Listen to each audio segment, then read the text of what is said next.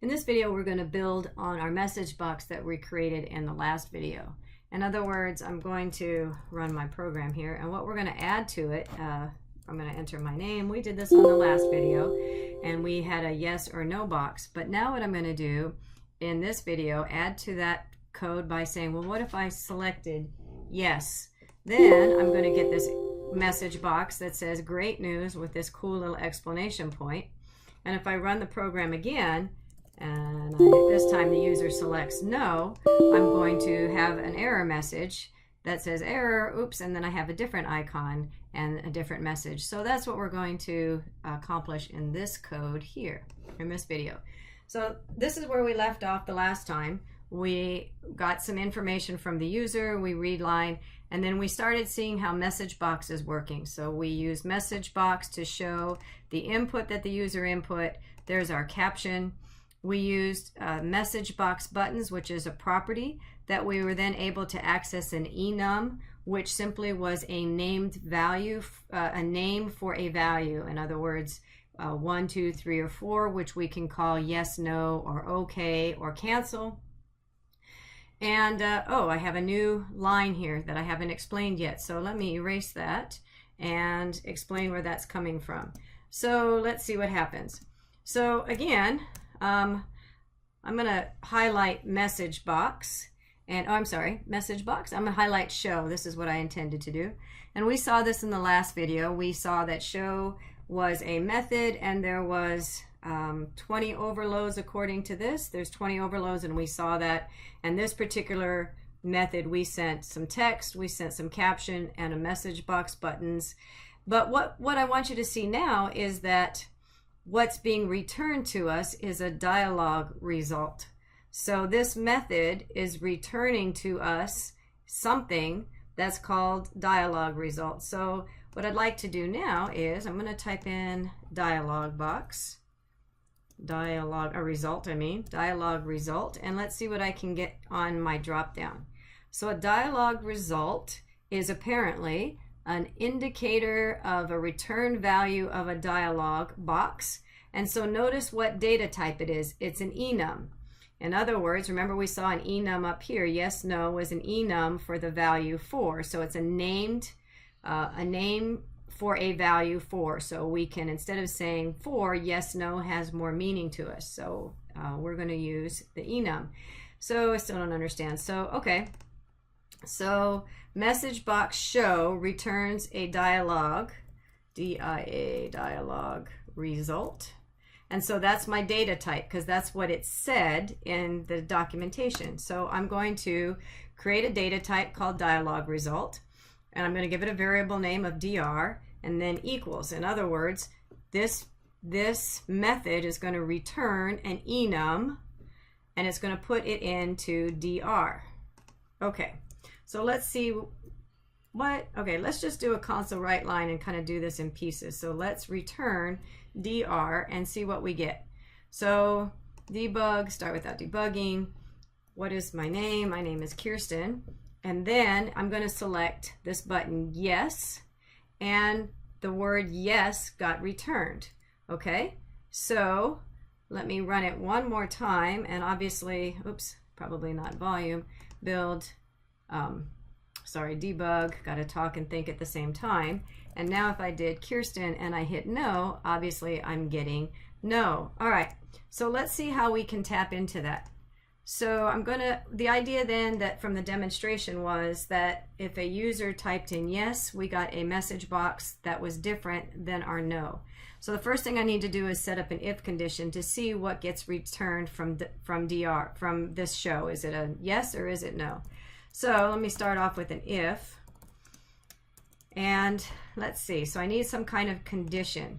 So what I'm going to do is if dr, so whatever got returned into this variable, if dr is equal to, so it's my comparison operators, and it turns out that the way to get to that yes or no is to get to, let's see, let me just type it out. So I'm going to type out dialog result dot, and then you can start to see these are my enums that I'm testing for. So if dr is dialog result yes. So kind of like referring to a constant, if you will. So if it's equal to yes, oh, I already have those curly braces. Let's just console write yes so we can see it. Yes was returned. Just so we can see it kind of in motion. Else, and then we'll do console write no was returned, just to see it kind of working there, so I can kind of build this in parts. Can't even seem to write an else statement. What is my else? Oh, I have too many of these curly braces. That's where that error is showing. Okay, and now if dr equals yes, why am I else? Oh, nope. What? Why am I getting a curly brace here? Looks like I have an extra curly brace going on here. That wasn't irritating. Okay, that looks correct. So if dr, if what got returned from my show, which is a dialogue result, so because it's a dialogue result, it's not a string, so I can't just say equals quote yes, because dr isn't a string. It's this property dialogue result, which has specific values, enums, as a return. So I chose yes in this case, and let's just see it run. So what is my name? Kirsten. And if I click on yes, yes was returned. So I know that this evaluated to yes was correct. Just run it again with the no, just to make sure that's all working the way I expected to. So if it's not yes, then apparently it's no. So okay. And so now that's how we get to those values that are returned. So instead of doing a console write, let's do a message box. So I just had those just to make sure that everything was working. So let's create a message box that is going to pay great news, because apparently I put in my name correctly. Great news. And then we'll do a caption, and our caption was success or something along those lines. We'll use message box. We'll just do a message box. Okay. Oh, wrong one. Sorry. Not message box. We're using message box buttons. There we go. And then we're going to hit the period, and then here again is those enums. So we're going to say message. We'll just do a simple okay. But then now we're going to add one more option, and it's going to be message box icon. There we go. And again, I'm going to get a period, and there's some enums for me, so I don't have to memorize these values. I can just select from one of these. So they're kind of predefined for me. This was a explanation because everything went well apparently. So I'm going to put explanation. And then let's do the same thing for message box dot show. I need the show. There we go. It's a method. Okay. That should work. There we go. So we'll do the same thing here. Message box. Let's choose the right one. Message box dot show. Okay. And then, oops. And error message will be our caption. And then again, we'll choose the message box buttons dot okay. And then we're going to choose message box icon. What else we have here? So let's try error. That makes sense. Okay.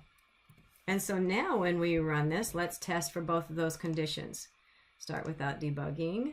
And I'll put in my name. And the first time I'll say yes.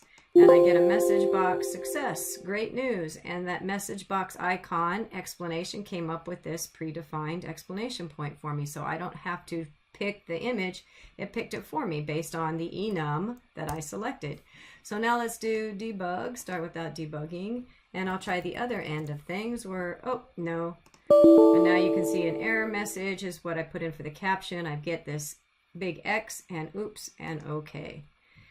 And so there you have it. Now we are not only putting out message box where we have the control over the text, the caption, and the message box buttons that are displayed to us, but now we can get those values back and do something with it. And then we've seen how we can even add another parameter to our argument to our to our method call here.